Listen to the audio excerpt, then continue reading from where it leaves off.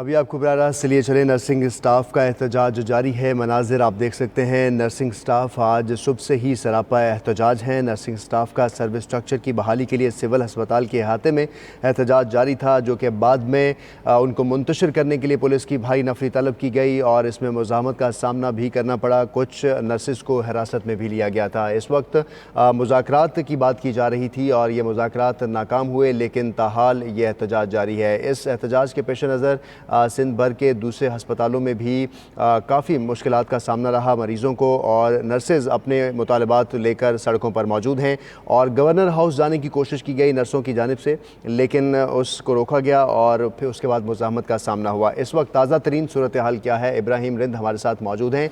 इब्राहिम रिंद, हम देख सकते हैं इस वक्त एहतजाज मज़ीद पुरतशद्दुद हो रहा है, मुज़ाहमत का सामना है, क्या देख रहे हैं आप?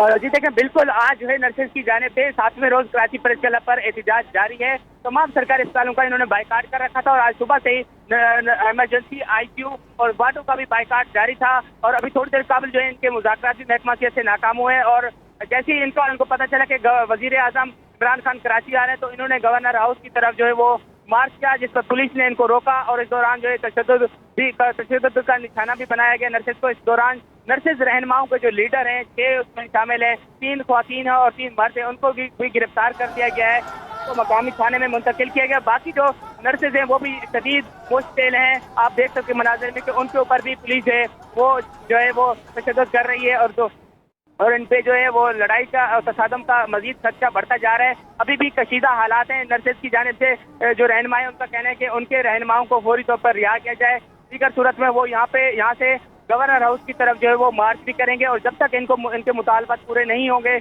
वो यहाँ पे एहतजाजी धरना जारी रखेंगे। लेकिन इनकी पूरी कोशिश है कि वो अपना बयान जो है वो गवर्नर हाउस जाकर वजीर आजम के सामने रिकॉर्ड करवाएं। लेकिन पुलिस की भारी नफरी यहाँ पे ख्वातीन और मर्द पुलिस एहलकार बड़ी तादाद में यहाँ पे पहुंचे हुए हैं और वाटर कैनन भी यहाँ पर पहुंच चुका है और डंडे बर्दाश्त पुलिस एहलकार यहाँ पे मौजूद हैं, जिनको नर्सेज को वहाँ से जाने नहीं दिया जा रहा, जिसकी वजह से अभी भी हालात कशीदा हैं। नर्सेज का कहना है कि किसी सूरत में भी वो जब तक उनके लीडरों को रिहा नहीं किया जाएगा वो एहतजाज भी जारी रखेंगे और तहरीरी तौर पर जब तक इनके मुतालबात पूरे नहीं किए जाएंगे वो यहाँ पे एहतजाज जारी रखेंगे।